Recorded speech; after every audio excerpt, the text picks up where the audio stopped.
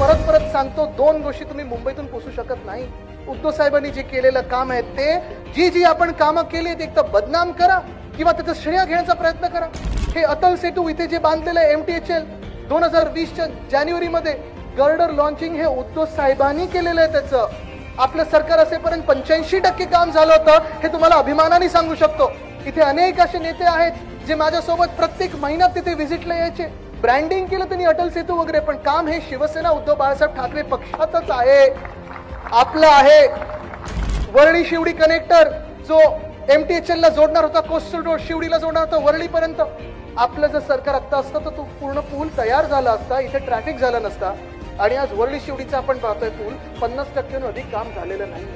Nariman point कफ parade connector आहे, त्याचं देखील काम आपण सुरू केलेलं आहे. आपण ठरवलेला तो रस्ता आहे.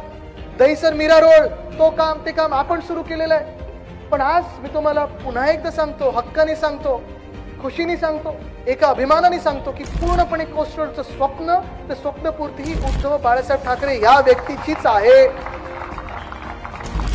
काही कोणी येऊन उद्घाटन करावं, कोणी येऊन पेपरमध्ये ऍड देतील, कोणी येऊन मोठे होर्डिंग लावतील, सगळं काही होईल, पण कोस्टल रोड पूर्ण होणार ही ठाकरे गॅरंटी तुम्हाला देत आहे. मी आज तुम्हाला सांगत आहे.